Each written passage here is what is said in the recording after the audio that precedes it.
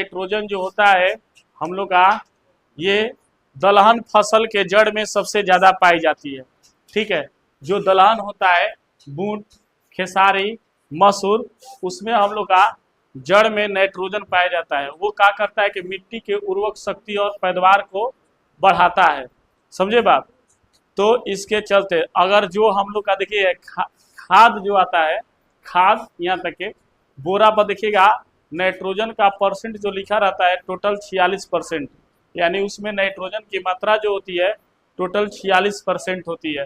अगर यही बात हम आप लोग से पूछे, ये बताइए कि हम लोग का पेशाब में नाइट्रोजन की मात्रा कितनी होती है, तो पेशाब जो हम लोग करते हैं उसमें नाइट्रोजन की मात्रा 95.5% लगभग पाया जाता है। समझे?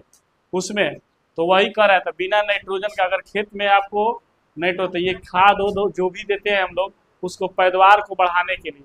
तो पिछले क्लास में हमने पढ़ाए थे आप लोग को क्या चीज, कि सबसे हम लोग का पैदावार कौन है, जैविक खाद, जो घर पर मल मूत्र अवशिष्ट पदार्थों से जो बनाते हैं हम लोग, उससे हम लोग का जो भूमि होता है, भूमि का उर्वरक शक्ति पैदावार को बनाए रखता है और भूमि को मतलब कि बंजर नहीं होने देता है। लेकिन ये जो रासायनिक खाद्य पदार्थ हैं जैसे हम लोग यूज कर रहे हैं, जो मार्केट में मिल रहा है, जैसे डीएपी के आप नाम सुनते होंगे, ठीक है, फास्फोरस का नाम सुनते होंगे, ये सारे चीज जो आते हैं ये सब से हम लोग पैदावार बढ़ाते हैं, लेकिन हम लोग मिट्टी को नुकसान पहुंचा रहे हैं। मिट्टी जो है वो दिन ब दिन वो हम लोग को हानि हो रहा है, उसको वो बर्बाद हो रहा है, खराब हो रहा है। ठीक है, तो यही चीज